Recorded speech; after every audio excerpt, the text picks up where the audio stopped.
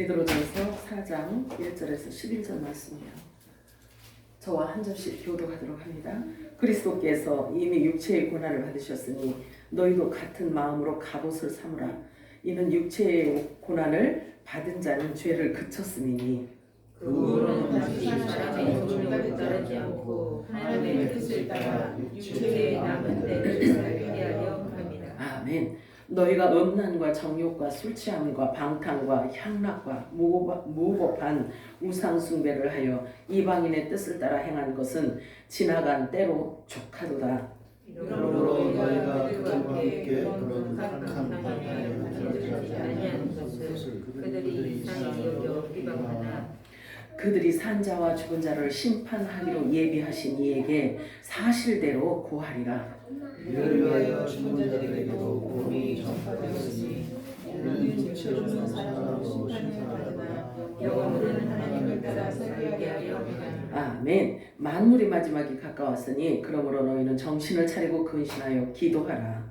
무엇보다 어떻게 사랑하니 사람은 못한 죄를 덮는 아멘. 서로 대접하기를 원망 없이 하고 각각 은사를 받은 대로 하나님의 여러 가지 은혜를 만든 선한 종지기 같이 서로 봉사하라. 다 같이 만일 누가 말하면 하나님의 말씀을 하는 것 같이 하고 누가 봉사하려면 하나님이 공급하시는 힘으로 하는 것 같이 하라. 이는 범사에 예수 그리스도로 말미암아 하나님의 영광을 받으시게 하려 하니 그에게 영광과 권능이 세세에 무궁하도록 있느니라. 아멘. 아멘. 이미 본문 말씀이 성령이 우리들에게 하신 말씀입니다. 오늘도 마라나타 세 번 했을까요? 마라나타, 마라나타, 마라나타. 오늘도 이 본문을 통해서 만물의 마지막이라는 제목으로 우리 함께 은혜를 나눠보도록 하겠습니다. 오늘 성령의 음성이 여러분들에게 들려지기를 축복합니다. 아멘. 지난 주일에 알아본 성경 말씀은 매우 간단 명료하게 우리의 정체성을 밝혀 드러내 주신 말씀에 대해서 우리가 알아보았습니다. 하나님이 미리 아신 자들이라고 그래요. 저와 여러분을 일컬어 하나님이 미리 아신 자들을 부르셔서 독생자 아들의 형상을 본받게 하시려고 미리 정하셨다고 말씀하십니다. 이는 그 독생자로 말미암아 많은 형제 중에서 맏아들이 되게 하려 하셨다라고 말씀하셔요. 그러면 예수님이 우리들의 모델이라고 말씀하시는 거예요. 그죠? 예수님이 우리들의 모델이에요. 우리의 맏형이에요. 우리 보고 아들들이라고 하기 때문에 예수님이 맏형이에요. 자, 그러므로 미리 정하신 그들을 부르신 그들을 또한 의롭다 하시고 의롭다 하신 그들을 또한 영화롭게 하셨다라고 말씀하셨어요. 이 말씀은 독생자 아들과 또 독생자를 본받게 될 자들은 이미 그 본질이 같다는 것을 말씀하고 있는 거예요. 이것은 창세전부터 감춰져 있던 비밀이라고 성경은 기록하고 있습니다. 아멘이에요? 아멘. 이 비밀을 하나님께서 우리들에게 드러내신 거예요. 그래서 여러분들이 서로 볼 때 형제, 우리 예수님 지체로 보아야 되고요. 육체로 보시면 안 돼요. 원래 우리 모두는 다 예수 그리스도 말씀 안에 있던 영의 생명이었다라는 것을 여러분들이 알고 내 정체성을 확인했다면 상대방도 그런 사람으로 대해줘야 된다는 사실이에요. 아멘이에요? 그래서 우리들의 모든 삶이 작은 예수로서의 삶을 살아내기를 주님은 원하고 계세요. 지금은 더 마지막 때이기 때문에 더 그래요. 자, 그런데 이것이 감춰져 있던 비밀이라고 말씀하셔요. 영적인 일은 영적으로라야만 구별할 수 있기 때문에 하나님께서 임의로 오셔서 알게 해주시지 않으면 아무라도 이 사실에 대해서 알 방법이 없다는 거예요. 진리의 성령이 너에게 오실 것이다 라고 예수님께서 말씀을 하셔요. 진리의 성령은 아버지와 약속된 자들에게 주어진다고 말씀을 하십니다. 자, 그리하면 진리의 성령이 오시면 그가 너희를 모든 진리 가운데로 인도하여서 내가 한 그 말을 이해하고 또 그 무엇을 의미하고 무엇을 뜻하는지를 깨닫게 해주신다라고 말씀을 하고 있습니다. 자, 그는 진리의 영이고 예언의 영이며 성령은 진리의 영이고 예언의 영이며 곧 예수의 영이에요. 그러니 진리의 영이고 또 예언의 영이고 또 예수의 영이신 이 성령이 임하면 신령한 자가 되는 거예요. 성경에 그렇게 표현하고 있어요. 신령한 자 이렇게 표현하고 있습니다. 자, 진화론이 얼마나 허구인지는 이미 다 밝혀진 바가 되었는데도 사람들은요 여전히 하나님의 대적자로 있는 것을 즐겨하고 있어요. 그래서 여전히 창조주 하나님과 원수의 관계로 남아 있습니다. 미생물 아메바가 진화되어서 사람이 되었다? 이게 진화론의 핵심이란 말이에요. 이게 웃을 수도 없는 일이란 말이에요. 미생물 아메바에서 진화되어서 우리 지금 사람이 되었다는 거예요. 그래서 우리 조상이 아메바래요. 이게 말이 돼요? 하나님과 원수로 지내기를 즐겨하는 자들이 하는 말이야. 하나님을 인정하고 싶지 않다는 거죠. 창조주로 인정하고 싶지 않다는 거예요. 자, 이제 하등 동물이 고등 동물로 진화할 수 있는 확률이 0%예요. 과학계에서도 이미 진화를 인간을 향한 과정으로 보거나 인간을 진화의 최종 단계로 보는 것은 과학적으로도 정당하지 않다고 이미 선언해 놨단 말이에요. 그런데도 교과서에서 그걸 바꾸지 않잖아요. 말로만 그럴 뿐이지. 자, 마태복음 4장 4절 읽어볼까요? 시작. 예수께서 대답하여 이르시되 기록되었으되 사람이 떡으로만 살 것이 아니요 하나님의 입으로부터 나오는 모든 말씀으로 살 것이라 하였느니라. 아멘. 자, 저와 여러분이 빵만 먹으면 밥만 먹으면 살 수 있을 줄 알았는데 예수님께서 오셔서 우리가 살아야 하는 우리 양식이 무엇인지를 지금 말씀해주고 있어요. 그렇잖아요. 하나님의 입에서 나온 모든 말씀을 먹어야지만 살 수 있다라고 지금 말씀하고 있어요. 아주 선언을 해놓고 있는 거예요. 예수님이 하신 모든 말씀은 생명이고 진리이기 때문에 말씀 그대로 우리가 믿어야 되는 거예요. 아멘이요? 자, 성경은 분명히 말씀하고 있어요. 생명의 원천, 생명이 어디로부터 왔는지 그리고 어떻게 살아야 하는지를 말씀하고 있습니다. 소는 풀을 먹고 살아요. 풀을 먹고 살아요. 사람은 밥을 먹어야 살 수 있어요. 그런데 예수님은 사람들의 이 생각을 전혀 바꿔놓고 있단 말이에요. 다르게 말씀하고 있단 말이에요. 그러나 다르게 말씀하시는데도 불구하고 예수님이 하신 이 말씀을 전혀 이질감 없이 받아먹는 자가 있다는 거예요. 그러나 또 한 부류는요, 이 말씀을 듣고 조롱하고 비웃는다는 거죠. 그러나 이 두 부류 모두 하나님의 피조물들이에요. 생명은 절대로 우연히 생겨날 수가 없습니다. 그렇잖아요. 생명이 어떻게 그냥 자연히 생겨날 수가 있냐고요. 그럴 수 없어요. 그러므로 생명은 생명으로부터 주어졌다는 사실을 성경은 말씀하고 있어요. 그런데 네피림의 사람들이 존재한다는 사실을 또한 이제 모세는요 창세기를 통해서 기록하고 있어요. 네피림과 같은 자가 있다라는 것을 성경에 기록하고 있어요. 물론 지금까지도 창조론과 진화론의 논쟁은요 단순한 과학적 논쟁을 넘어서 세계관의 차이와 패러다임의 충돌이 되기도 하지만 사람의 생각은요 결코 하나님의 생각에 도달하지 못해요. 믿음은 논리 갖고 되는 게 아니에요. 사람의 감정 갖고 되는 게 아니란 말이에요. 자, 왜냐하면 하나님은 영이시기 때문에 그렇습니다. 그러므로 영적인 일은 영적인 것으로라야 분별할 수 있도록 설계해 놓으셨기 때문에 사람의 지식으로는 하나님의 감춰진 비밀을 찾아낼 수가 없어요.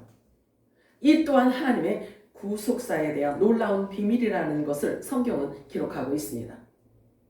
그래서 하나님의 비밀은 삼위 되시는 성령 하나님께서 계시해 주시지 않고는 하나님의 비밀을 알 길이 없어요. 자, 그래서 성령님은 삼위 되시는 성령 하나님은 하나님의 깊은 것까지도 통달하신다고 성경은 말씀하고 있어요. 그러므로 성령을 주시기로 약속된 자는 성령께서 임의로 임하신다고 그랬어요. 임의로 오셔서 하나님의 깊은 것까지도 다 통달할 수 있도록 깨닫게 하신다는 거예요. 이게 하나님이 약속된 자들에게 주어지는 계획이고 하나님의 특별한 약속이란 말이에요. 아멘이요? 그래서 저와 여러분에게 하나님께서 약속하신 성령을 보내주시고 하나님의 깊은 것을 통달하도록 알도록 해주셨다는 거예요. 그래서 성령께서 오시면요 사람이 생각하지 못하였던 것, 사람이 보지 못하였던 것, 사람이 마음으로 생각하지 못하였던 것, 이것을 드러내신다는 거예요. 그래서 감춰진 비밀이라고 말씀하는 거예요. 자, 보세요. 현재 지구상에 존재하는 국가의 수는요 이 기준에 따라서 조금씩 다르지만 유엔의 기준으로 보았을 때는 195개국이라고 표현하고 있어요. 그런데 올림픽 기준으로 볼 때는 206개국으로 보고 있어요. 그리고 언어도요. 너무나 다양하게 많아요. 언어가 아주 다양하게 많아요. 유네스코에 따르면 대략 6,000개에서 7,000개의 언어가 이 땅에 존재한다고 보고하고 있어요. 기이하게도요. 이 오세아니아에 위치한 파푸아뉴기니라는 나라가 있는데요. 이 나라는요. 이 한 나라에서만도요. 840개의 언어를 사용한대요. 840개의 언어를 사용하는 국가로서 세계에서 가장 언어의 다양성이 높은 그런 국가로 꼽히고 있어요. 자, 이렇게 많은 국가가 있고 다양한 언어가 존재한다 하더라도 결국에는 이 지구 땅에는요. 딱 두 부류의 사람들만 존재하고 있어요. 어떻게 그렇게 억지를 부리냐고요? 성경은 그걸 말하고 있어요. 왜냐하면 하나님을 아는 DNA를 가진 자들과 하나님을 전혀 모르는 DNA를 가진 자, 이렇게 두 부류만 이 땅에 온 인류에 지금 존재하고 있다는 거예요. 성경이 그렇게 말씀하고 있어요. 자, 예수님께서 말씀하시길 하나님이 세상을 이처럼 사랑하사 독생자를 주셨으니 이는 저를 믿는 자마다 영생을 얻게 하려 하심이라 라고 말씀을 하셨지만 결국은 두 부류가 있다는 거예요. 이 땅에. 자, 데살로니가 후서 1장 8절과 9절 읽어볼까요? 시작. 하나님을 모르는 자들과 우리 주 예수의 복음에 복종하지 않는 자들에게 형벌을 내리시니 이런 자들은 주여 주와 그의 은혜의 영광을 떠나 영원한 멸망의 형벌을 받으리로다. 이렇게 많은 사람들이 살고 있지만 하나님을 모르는 자들이 있다는 거죠. 그래서 하나님을 모르는 자들은 지금 말씀하고 있어요. 형벌을 받을 수밖에 없다고 말씀하고 있어요. 자, 그렇다면 무조건 교회만 다니고 예수 하면 다 구원 받는가? 또 그것도 아니란 말이에요. 자, 예수 한다고 해서 예수님이 하신 그리스도의 메시지를 다 받아서 예수가 하신 말씀을 전부 다 그 복음을 아느냐? 그렇지도 않다라는 거예요. 그래서 믿음은 들음에서 나기 때문에 반드시 그리스도의 말씀으로만 육의 수욕을 태울 수 있고 더 좋은 부활의 구원에 이르는 믿음을 소유할 수가 있기 때문에 반드시 그리스도가 우리 주 예수 그리스도께서 전하신 그 천국 복음을 들어야 된다는 거예요. 듣고 깨달아야지만 그 말씀이 육신이 될 수 있다는 거죠. 그래서 성경은 말하고 있죠. 믿음의 결국은 영혼의 구원이라 이렇게 말씀하고 있어요. 시편 49편 20절 읽어볼까요? 시작. 깨닫지 못하는 사람은 멸망하는 짐승 같도다. 사람으로 태어난 것 자체가 존귀하다는 뜻이에요. 그러나 하나님을 모른다면, 진리를 깨닫지 못한다면 멸망하는 짐승과 같을 뿐이라고 성경은 분명히 지금 말씀하고 있어요. 자, 피조물 중에 언어를 사용하는 것은 오직 사람뿐이에요. 그죠? 언어는 사람에게 있어서 매우 중요한 부분입니다. 인간의 의사소통과 사고의 기반이 되는 복잡하지만 아주 매우 중요한 체계란 말이에요. 이 언어가. 그래서 뜻과 모든 방식의 결합체이기 때문에 그래서 어떤 한 사람이 한 개인이 마음대로 이것을 바꿀 수가 없어요. 사고와 문화 그리고 세계관을 형성하고 있어서 언어는 매우 큰 영향을 끼치기 때문에 한 사람에 의해서 이게 좌지우지 될 수 있는 게 아니라는 거죠. 뿐만 아니라 이 언어가 중요한 것은요, 피조물과 창조주 하나님과의 교통수단이기 때문에 그래요. 그런데 하나님을 인지하지 못하는 사람은 영적 분별력이 전혀 없기 때문에 하나님과의 교통이 이루어질 수가 없습니다. 예수님께서 말씀하셨어요. 내 양은 내 음성을 듣고 나를 따른다라고 말씀하셔요. 자, 그렇다면 들어도 듣지 못하는 자가 있다는 거죠. 아무리 말해도 알아듣지 못하는 자가 있다는 말이에요. 그래서 내 양은 내 음성을 듣고 따른다 이렇게 말씀하고 있잖아요. 그러니까 들어도 듣지 못하는 자가 있다는 거예요. 그는 예수를 따를 수가 없어요. 듣지 못하면 따를 수가 없어요.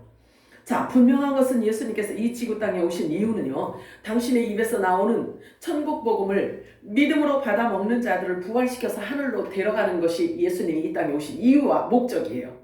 데리고 가는 거예요. 그러면 죽음을 영원히 보지 않고 산채로 신령체로 변화된 그들을 하나님께서 데려가는 것이 하나님의 뜻인데요. 무엇으로 어떻게 사람이 이런 육신이 어떻게 예수님과 같이 부활체가 될 수 있냐는 거죠. 그렇잖아요. 근데 그것을 성경은 기록하고 있어요. 내 말이 임하면이라고 해요.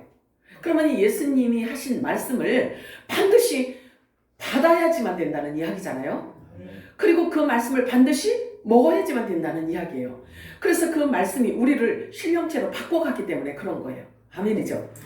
사람이 밥으로만 사는 것이 아니요, 빵으로만 사는 것이 아니요, 하나님의 입에서 나온 모든 말씀으로 살 것이니라, 이렇게 말씀하셨단 말이에요.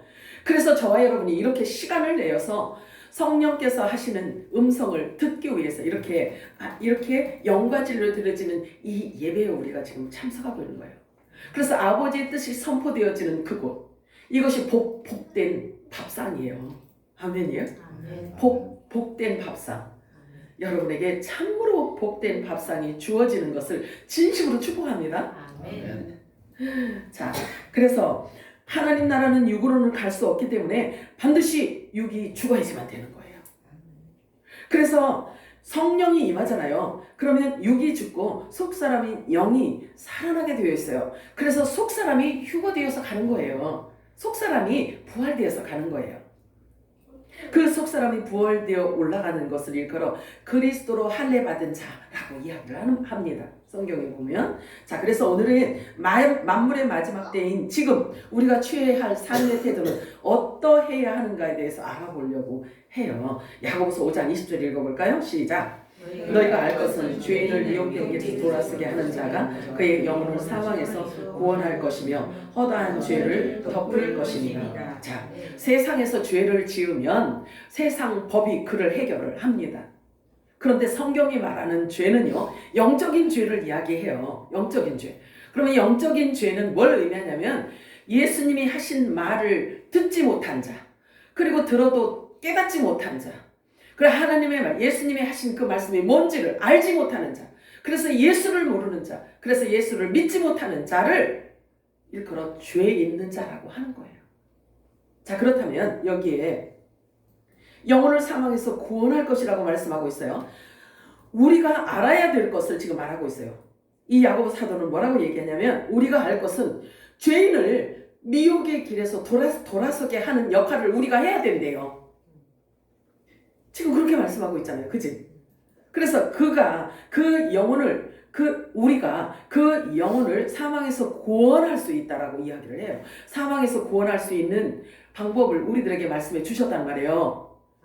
그잖아요. 화목해 하는 하나님의 말씀을 우리들에게 부탁하셨잖아요. 그래서 그 말씀 받은 저와 여러분을 통하여서 허다한 죄를 덮는 역할을 우리들이 하라는 거예요. 우리 보고 하라는 거예요. 아멘이요? 허다한 죄를 덮는다? 자, 베드로 사도는 이렇게 말하고 있어요. 베드로전서 4장 7절 8절 오늘 본문인데요. 자, 7절 8절 읽도록 합니다. 시작. 만물의 마지막에 가까이 왔으니 그러므로 너희는 정신을 차리고 근신하여 기도하라. 무엇보다도 뜨겁게 서로 사랑할지니 사랑은 허다한 죄를 덮느니라. 이 말씀을 우리가 잘 알아야 되는데요. 잘 이해하고 깨달아야 돼요. 자, 그런데 무엇보다도 서로 뜨겁게 사랑할지니 라고 말씀하고 있어요. 그러면 사랑하는 허다한 죄를 덮는데요. 허다한 죄. 자, 만물이 마지막 때는요, 무엇보다 기도해야 한다고 말씀하고 있습니다. 그죠, 여기? 그잖아요, 여기 본문에. 만물이 마지막에 가까웠으니 정신을 차리고 근신하여 기도하라고 말씀하고 있습니다. 자, 그런데 기도는 하나님과 교제와 대화를 의미한다고 우리 금요일날 배웠지, 그치? 자, 기도는요, 하나님과 영이 통하는 것을 지금 얘기하고 있는 거예요. 그래서 하나님과 교제와 대화를 의미하는데, 기도는요, 하나님과 교제와 대화를 의미하는데, 하나님의 뜻을 모르면 어떻게 주님과 교제하고 대화를 할 수가 있나요? 할 수 없잖아요. 그렇죠? 그렇기 때문에 진리의 성령이 임한 자들이 하는 그 기도를 얘기하는 거예요. 진리의 성령이 임하면 우리를 모든 진리 가운데로 인도하기 때문에 진리 안에서 우리에게 하나님이 무슨 말씀을 하셨는지에 대해서 알기 때문에 그 말씀과 갖고 주님과 교제하는 거예요. 이걸 기도라고 하는 거예요. 그래서 기도는 하나님 중심적이고 하나님 성품의 뜻에 초점을 맞춘 것을 얘기하고 있어요. 그래서 이 기도라는 것 안에는요, 무엇이 들어있냐면 찬양이 들어있고 감사가 들어있고 회개가 들어있고 경배 등을 포함한 포괄적인 개념을 갖고 있단 말이에요. 아멘이죠? 그래서 모든 예배 안에는 기도가 이렇게 포함되어 있는 거예요. 자, 여기에서 허다하다는 말은 허다하다라는 이 말은 뭘 의미하냐면요. 그냥 자연스럽게 발생되거나 항상 존재하고 있는 것을 지금 얘기하고 있는 거예요. 자, 그러면 사람에게서 늘 항상 존재하는 허물과 죄를 말하는데, 이 죄를 덮는다는 말은 죄를 무시하거나 율법 아래 있어서 육신대로 사는 것이 죄잖아요. 하나님 모르는 게 죄라고 했으니까, 그치? 그러면 이 죄를 무시하거나 눈 감아준다는 것이 아니에요. 눈 감아준다는 것이 아니라 오히려 죄를 드러내는 거예요. 진리를 주면 드러낼 거 아니겠어요? 그치? 자, 오히려 죄를 드러내고 죄인을 용서하며 회개로 그를 이끌어내고 구원에 이르게 하는 천국 복음을 주는 것을 이야기하는 거예요.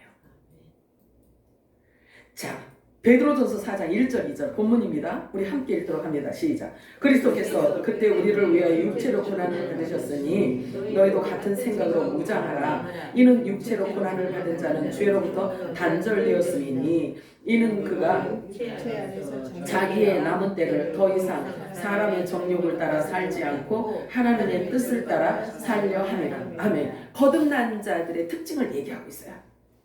그래서 육체 안에, 우리가 지금 육체 안에 지금 살고 있잖아요. 그치? 육체 안에 살고 있는데 우리 속사람이 거듭났기 때문에 육체대로 사는 것이 아니라 그리스도의 인도하심을 따라서 사는 것을 바라고 있어요. 속사람이 영을 따라, 진리를 따라, 하나님을 따라 예수와 함께 동행하는 삶을 산다는 거예요. 그걸 지금 얘기하고 있어요. 자, 이런 삶을 일컬어 경건한 삶이라고 해요. 그리고 거룩한 삶이라고 합니다. 계시록 말씀을 인용하자면 신부가 세마포 옷을 입는 일이라고 하면 돼요. 요렇게 사는 것은. 자, 그리고 하나님과 동행하는 삶이라고 성경은 표현하고 있어요. 우리 주 예수 그리스도께서 우리를 위해 육체의 고난을 받으셨다고 말씀하시는데 이 육체의 고난이란 십자가에서 죽으셨다는 것을 지금 표현하고 있어요. 그것은 육신이 죽으시고 그 안에 예수님 안에 있는 성령께서 그 죽으신 예수님을 다시 부활시키는데 우리도 예수님과 동일한 생각을 품고 이 마지막 때를 살아가야 된다라고 본문 말씀은 우리들에게 권면하고 있는 거예요. 아멘이요? 그래서 저와 여러분을 성경을 이렇게 통틀어서 보면 저와 여러분을 작은 예수라고 해요. 아이고 또 큰일 났네. 이란 소리 나오게 생겼네. 무슨 작은 예수가 있고 큰 예수가 있어. 이렇게 말할 수 있어요. 그런데 이것은요, 이제 사람 혼의 생각으로 이 말을 들으면 도저히 이해가 안 돼요. 이해시키는 것은 사람의 논리와 이성으로 되어지는 게 아니란 말이에요. 성령께서 깨닫게 해주실 때 가능하단 말이에요. 아멘이죠? 그래서 영적인 일은 영적인 것으로라야 분별할 수 있다라고 이야기를 하는 거예요. 자, 이제 이 마지막 때요. 이제 반드시 6월절을 우리가 통과를 해야 되는 거예요. 6월절 통과하면 6이 죽은 것을 말한단 말이에요. 우리 샘물교회 가면 맨날 죽으라고만 얘기를 하니까 기분 나빠서 못 가겠어. 그래서들 안 오시나 봐. 그런데 6월절을 통과한 여러분들은요, 6월절 얘기하면 기뻐 안 기뻐? 아이고 진짜 그거보다 더 기쁜 게 어디 있어.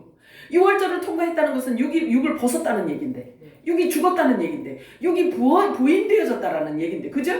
그러면 부인되어진 자, 6이 죽은 자는 무교병을 먹을 수가 있단 말이에요. 그렇잖아요. 그래서 무교병을 먹는다는 것은 무교절을 통과하는 건데, 그치? 무교병을 먹는다는 것은 세곡식을 먹는다는 것을 얘기하는 거예요. 묵은 곡식 버리고 사람의 생각이 전혀 섞이지 않은 온전하신 그리스도의 메시지, 천국 복음을 듣는 것을 얘기하고 있는 거예요. 그러면 묵은 곡식 버리고 새 곡식을 먹게 되면 그럼 초실절을 통과하게 되는 거잖아요. 초실절에 들어가게 되는 거잖아요. 그잖아요. 그래서 알면 자유하는 거야. 모르면 기분 되게 나빠.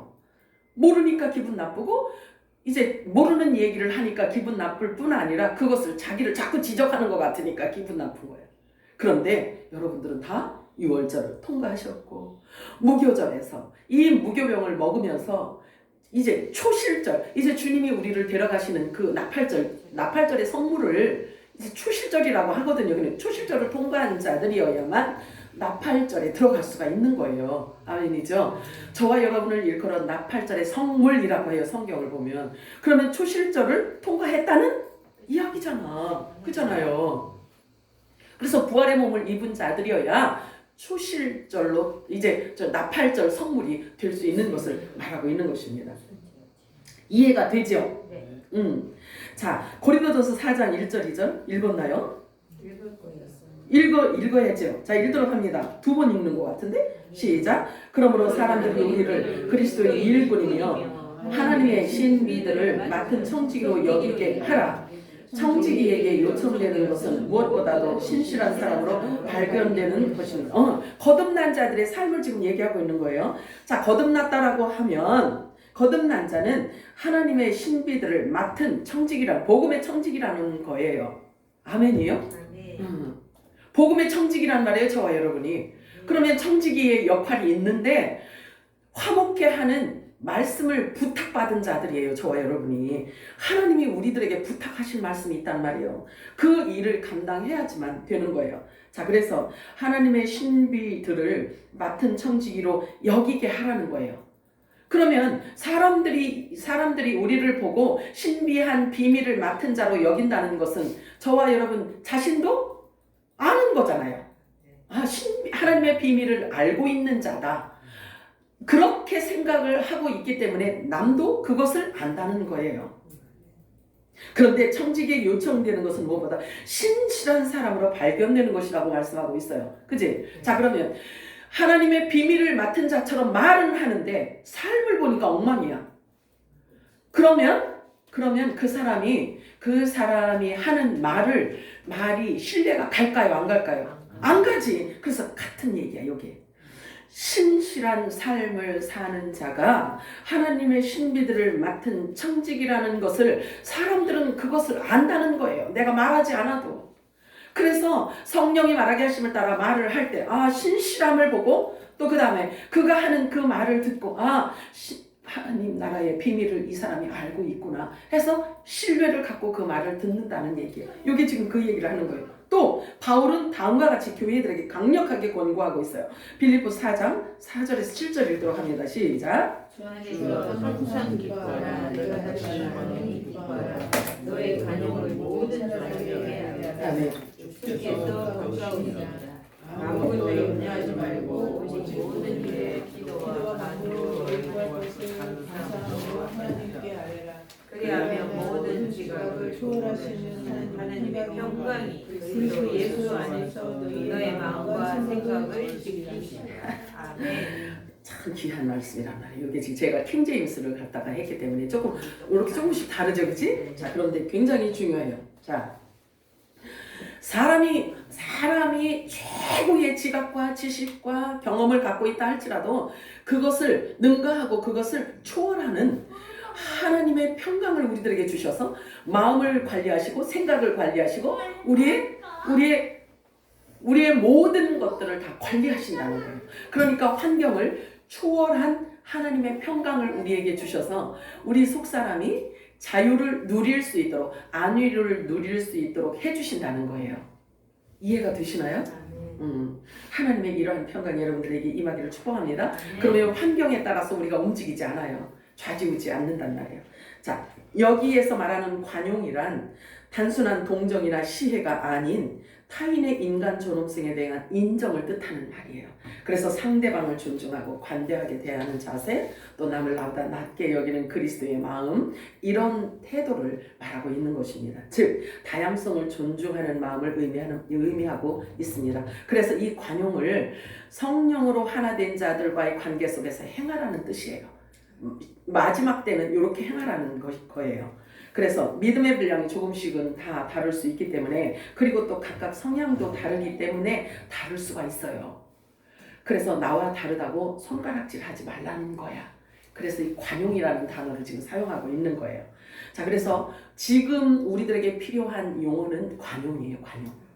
자, 그래서 정죄하지 말고 서로 섬기라는 뜻입니다. 자, 그래서 너희는 알라 만물의 마지막에 가까웠느니라. 그러므로 너희가 세상에 속하지 않고 하늘에 속한 자들이라는 것을 삶의 방식을 통해서 나타내어 사람들이 너희가 하늘에 속한 자라는 것을 알게 하라 뜻이에요. 성경은 우리들에게 그걸 요구하고 있어요. 자, 고린도전서 1장 30절 읽어볼까요? 시작. 너희는 하나님으로부터 나서 그리스도 예수 안에 있고 예수는 하나님으로부터 나와서 우리에게 지혜와 어려움과 거룩함과 구원원이 되셨으니. 자, 여기서 얘기하는 게 예수님과 나와 하나를 얘기하고 있잖아요. 교환이요? 맞아요. 하나로 얘기하고 있잖아요. 그러니 작은 예수라고 하는 거 2단이다 10단이다 말하는 사람이 이상한 거지. 이 성경을 모르는 거지. 자, 너희는 빛의 아들들이라 라고 말씀하고 있어요, 성경에. 자, 그렇다면 어둠의 아들들도 있다는 뜻이죠. 네. 너희 위에 하나님의 영광이 임하였다는 것을 우리를 통해서 관용을 나타내라는 거예요. 관용을 나타내라는 거예요, 삶 속에. 자, 그래서 너희가 신비한 비밀을 맡은 자임을 땅에 속한 자들에게 알도록 하라. 너희는 그들과 같지 않다는 것을 알리라는 거예요. 하나님께서 이제는요, 우리 지금 메시지가, 우리 전도사님 그 얘기 했잖아. 설교가 있잖아요. 하나님이 주시는 이 메시지가요, 그냥 한 자리에서 계속 한 얘기하고 이러는 것 같지만 말씀이 계속 우리를 끌어가고 있는 것을 느끼고 있죠.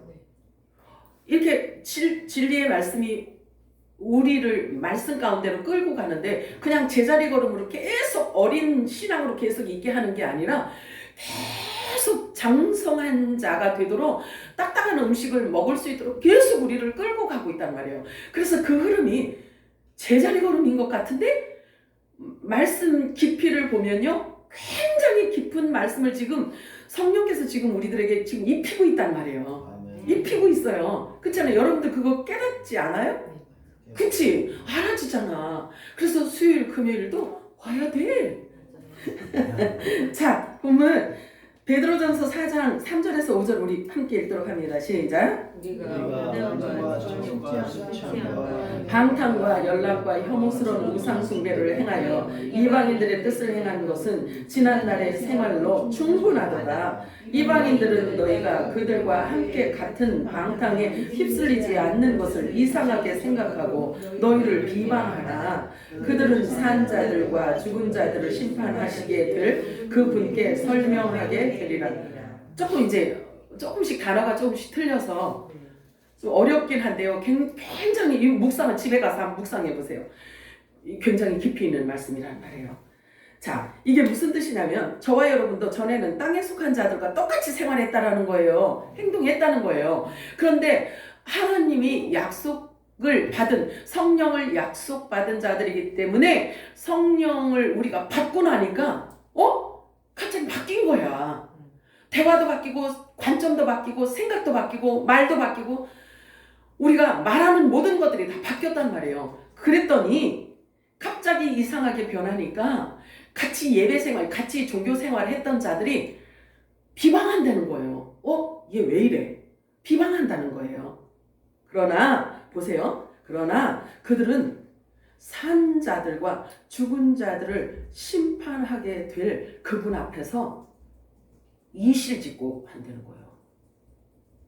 왜냐면 자기가 지은 죄를 다 고한다는 거예요. 다 고한대, 이렇게. 스스로 자기 스스로 고한다는 거예요. 짓고 한다는 거예요. 자, 그러면 자기가 지은 죄, 말씀에서 벗어나서 생활했던 모든 것들을 다 짓고 한다니까? 짓고 하면 하나님이 예수님께서 하신 그 말씀, 기록되어져 있는 말씀과 이게 충돌이 있어 없어? 당연히 있지. 그러니까 자기가 계속 이실직고를 계속 자기가 말씀에서 벗어난 자기의 실수와 자기의 잘못된 사고와 자기가 말씀을 잘못 왜곡해서 들었던 것을, 그것을 자기가 말하고 생활했던 모든 것들을 다 얘기하는데 실제 진리의 말씀은 여기서 비춰주고 있단 말이야. 그치? 그러니까 자신이 하나님 앞에 직고하면서 이 말씀의 이 말씀이 정죄를 받아서 자기 스스로 지옥 음부로 떨어지는 거야. 무슨 이 얘기인지 이해가 돼요? 하나님이 진리로 기록되어져 있는 이 말씀을 듣고 이 말씀을 먹고 이 말씀을 순종하면서 살아야 되는데 이 말씀은 옆에 놓고 잘못된 것을 자기가 갖고 생활했던 모든 그게 죄잖아. 진리를 모르는 삶이니까 죄잖아요. 그러니까 자기가 살아온 삶의 모든 자기가 지은 죄를 다 짓고 했더니 이 말씀이 정죄를 하니까 음부지옥으로 떨어진다는 거예요. 하나님이 손 하나도 쓰지도 않고 예수님께서 말씀하셨잖아요. 내가 너희들을 심판하지 않는다. 마지막 날에는 내가 너희들에게 한 그 말이 너희를 심판할 거다 이랬잖아. 그렇잖아요. 그래서 하나님은 말씀 자체를 갖고 지금 움직이신다고요. 만물을 움직이신다니까. 여러분들 지금 어떤 시대인지 여러분들이 영적인 눈을 떠야 돼. 말씀 앞에서 지금 만물이 무릎을 꿇고 움직이고 있다니까요. 주님 오실 길을 예비하느라고 만물이 지금 움직이고 있다고요. 두려워 떨며 움직이고 있다고요. 말씀 앞에서는 그렇다고요. 그런데 하나님을 모르니까 조롱하는 거예요. 하나님을 모르니까 말씀을 우습게 여기는 거예요. 사람이 종교 철학으로 얘기하는 그 말이 더 좋게 들리는 거야. 진리보다. 자, 그래서 이 마지막 때를 알아서 마라나타 주님을 기다리고 있는 자들을 조롱하는 자들은요, 반드시 진리의 말씀에 의해서 그냥 음부로 들어가요. 그렇게 되어 있어요. 자, 우리가 가장 두려워할 분이세요. 하나님이. 예수님이 우리가 가장 두려워할 분이시란 말이에요.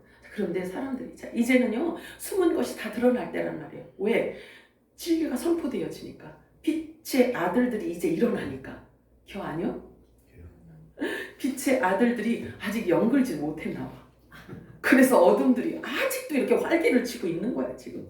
자, 우리가 가장 두려워할 분은 예수 그리스도세요. 얼마나 두려우면 자기 스스로 온갖 잘못을 그 앞에서 막 낱낱이 짓고 한대잖아요.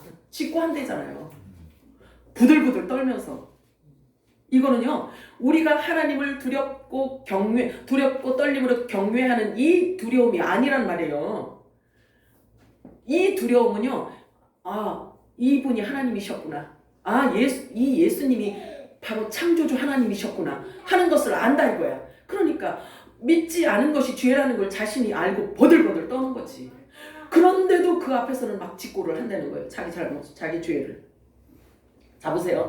다시 오시는 예수님은요, 초림에 십자가에서 죽으신 그런 예수님이 아니세요. 여러분들 예수님에 대한 인지를 바꾸셔야 돼요. 철저하게 바꾸셔야 돼요. 완전하게 바꿔야 돼요. 사람들은 너무 크게 오해하고 있는 것 같아요. 다시 오시는 예수님을 또 두 번째 십자가를 지러 오시는 그런 예수님 정도로 오해를 하고 있는 것 같아. 그러니까 말씀을 두려워하지 않지. 결코 아닙니다. 온 인류가 다 두려워할 분이 예수 그리스도세요.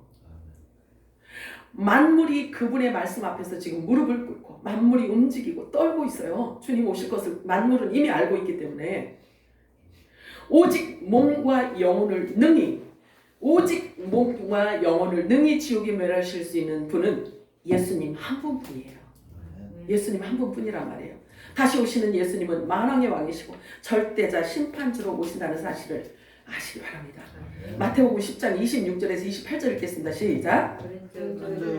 그들을 두려워하지 말라. 감추인 것이 드러나지 않을 것이 없고 숨은 것이 알려지지 않을 것이 없느니라. 내가 너희에게 어두운 데서 이르는 것을 광명한 데서 말하며 너희가 귓속말로 듣는 것을 집 위에서 전파하라. 몸은 죽여도 영혼은 능히 죽이지 못하는 자들을 두려워하지 말고 오직 몸과 영혼을 능히 지옥에 멸하실 수 있는 일을 두려워하라. 아멘. 두려워할 자를 말씀하고 있어요. 자, 사람들의 생각으로는 상상이 안 되는 그런 무서운 심판주로 이제 오신다는 사실을 우리가 알아야 합니다. 예수님은 절대자 하나님이세요. 왜 그분의 말씀을 절대적으로 들어야 하냐면 그분의 말씀으로만 죄사함이 있기 때문에 그래요. 그분의 말씀이 있어야지만 부활을 입을 수 있기 때문에 그런 거예요. 아멘이시죠? 자, 그래서 부활과 구원에 이르게 할 수 있는 것은 예수 그리스도가 하신 천국 복음밖에 없어요. 그렇기 때문에 예수님 오시기 전에 죽은 자들에게도 반드시 이 천국 말씀이, 이 천국 복음이 필요했던 것입니다. 그래서 베드로는 다음과 같이 기록하고 있어요. 베드로전서 3장 18절에서 20절 읽어볼까요? 시작. 그리스도께서도 죄를 인하여 한 번 고난을 받으사 의인으로서 불의한 자를 대신하셨으니 이는 육신으로는 죽임을 당하셨으나 성령에 의하여 살림을 받으심으로 우리를 하나님께로 인도하려 하심이라. 그가 성령으로 감옥에 있는 영들에게도 가서 전파하셨으니 그들은 전에 노아의 날의 방주를 예비하는 동안 하나님께서 오래 참고 기다리셨을 때에 순종하지 아니하던 자들이라. 방주에서 물로 말미암아 구원을 받은 사람이 몇 명뿐이니 곧 8혼들이라. 킹제임스를 제가 오늘은 많이 인용을 했더니 그래요. 자, 여기 감옥이라고 표현하고 있어요. 그러면 예수님이 오시기 전에, 복음이 전달되어지기 전에, 율법이 전달되어지기 전에 죽은 자들을 얘기하고 있는 거예요. 그 죽은 자들도 하나님의 말씀을 들어야 되는 거예요. 이건 약속이란 말이에요. 그렇기 때문에 감옥이라고 지금 표현을 하고 있는데, 그러면 그때 이제 물로 심판 받았을 때를 지금 얘기하고 있죠. 그러면 물로 심판 받았을 그때에는요, 율법도 주어지지 않았고 복음도 주어지지 않았을 때야. 예수님도 오시지 않았을 때란 말이에요. 그런데 그때 죽은 자들을 어떻게 분류해서 구원해 주냐 이거지. 그러다 보니까 그들이 가 있는 그 곳, 가 있는 처소를 일컬어 감옥이라고 지금 이렇게 표현하고 있어요. 그러면 그들이 있는 그곳에 가면 율법도 들어보지 못하고 복음도 들어보지 못한 자들이란 말이에요. 그래서 예수님께서 그곳에 가신 거야. 그곳에 가셔서 복음을 전하신 거예요. 이 지금 그 얘기를 하고 있는 거예요. 자, 그렇기 때문에 만약에 예수님께서 이때 오게 가시지 않았다면요, 하나님은 완전하신 분이 못 돼요. 그리고 하나님의 말씀이 완전하게 성취되어지지 못해요. 못하지. 자, 그래서 그가 또한 영으로 가서 옥에 있는 영들에게 선포하시니라. 이 말씀을 오늘 본문에서는 다음과 같은 뜻으로 표현하고 있어요. 베드로전서 4장 6절 읽겠습니다. 시작. 이런 연유로 죽은 자들에게도 복음이 전파되었으니 이는 육체로는 사람과 일치하여 심판을 받으나 영으로는 하나님과 일치하여 살게 하려 함이니라. 아멘이요? 이해가 되죠? 그래요. 죽은 자들에게도 예수님께서 가셔서 복음을 전하셨어요. 그들 중에도 구원받을 자가 있다라는 거지. 자, 창세 이후로 한 사람에게도, 한 사람이라도 이 말씀을 듣지 못하면 안 돼요. 그렇게 되면 하나님은 완전하시지 않다는 결론이에요. 어떤 이유에서건 천국 복음을 듣지 못하면 완전한 구원, 더 좋은 부활에 이룰 수가 없기 때문에 이 말씀은 선포되어져요. 예수님께서 이 땅에 오셔서 선포되어진 이 진리, 천국 복음은요, 온 땅에 지금 충만해요, 아니에요? 충만해요. 충만하단 말이에요. 온 인류를 구하고도 남음이 있을 만큼 그렇게 충만하게 온 땅에 지금 하나님께서 쏟아놓으신 거예요. 자, 베드로전서 4장 7절 8절 같이 읽도록 합니다. 시작. 만물의 마지막이 가까웠으니 그러므로 너희는 정신을 차리고 깨어 기도하라. 무엇보다 서로 뜨겁게 사랑하라. 이는 사랑이 허다한 죄를 덮기 때문이다. 아멘이죠. 순종하시기 바라요. 무슨 말씀인지 우리들에게 지금 깨닫게 하시는 거 맞죠? 네. 성령이 하시는 음성으로 들려지지요? 네. 사람이 의롭게 되는 것은 행위에 있지 않습니다. 성경이 말하는 죄는 육체로 행하는 것을 말하지 않습니다. 그것은 그 나무의 뿌리로부터 맺게 되는 열매일 뿐이에요. 그래서 그 나무가 무슨 나무인지가 중요하단 말이에요. 무슨 나무인지가. 그러므로 생명나무 가지가 맺는 열매를 일컬어 다음과 같이 설명하고 있어요. 자, 갈라디아서 5장 22절 23절 읽겠습니다. 시작. 성령의 열매는 사랑과 희락과 화평과 오래 참음과 자비와 양상과 충성과 온유와 절제니 이 같은 것을 금지할 법이 없느니라. 이렇게 여러 열매를 맺고 있네요. 그죠? 생명나무 가지에게서 맺는 이 열매를 지금 말씀하고 있는 거예요.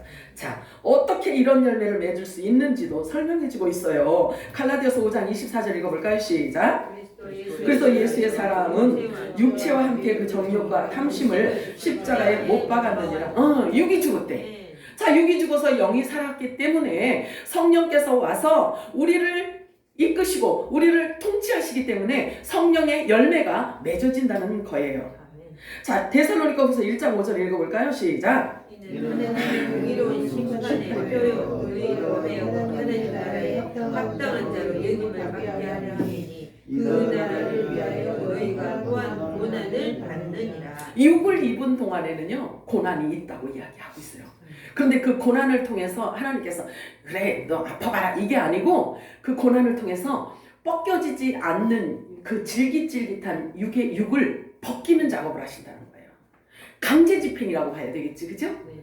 스스로 안 되니까 내가 그러니까 육이 죽는다고 내가 자살한다고 이렇게 죽는다고 이게 육이 죽는 게 아니야. 성경은 영의 말씀이기 때문에 그런 거예요.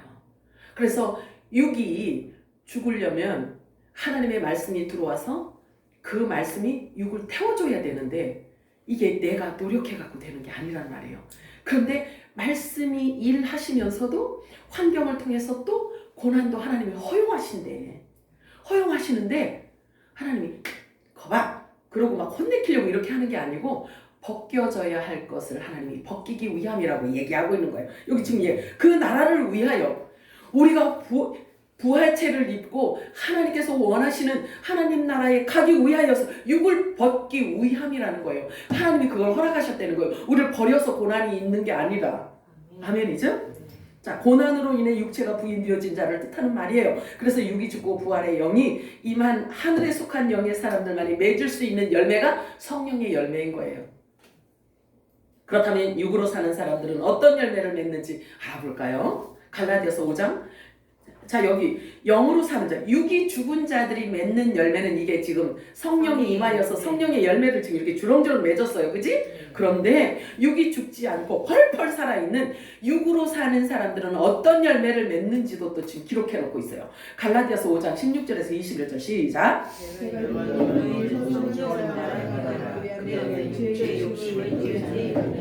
육체의 욕심은 성령을 거스르고 성령은 육체를 거스르나니 이 둘이 서로 대적하므로 너희가 원하는 것을 하지 못하게 함이라. 너희가 만일 성령의 인도하신 바가 되면 율법 아래 있지 아니하니라. 육체의 분명은 곧 은행과 더러움과 호색과 우상 숭배와 술술과 원수 맺는 것과 분쟁과 시기와 분쟁과 당짓는 것과 분열함과 이단과 투기와 술 취함과 강박함과 그와 같은 것들이라. 전에 너희에게 비교하고 같이 얘기하노니 이런 일을 하는 자들은 하나님 나라를 이루지 못할 것이요. 아멘이에요? 자, 그러면 여기 술 취하는 거? 이 교회 다니는 사람들은 맨날 술 취해갖고 다녀? 이거 술 취하는 게 뭘까?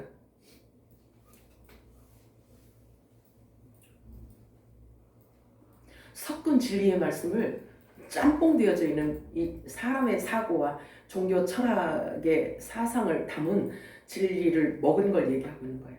실컷 먹었더니 취했다는 거예요. 그걸 얘기하고 있는 것입니다.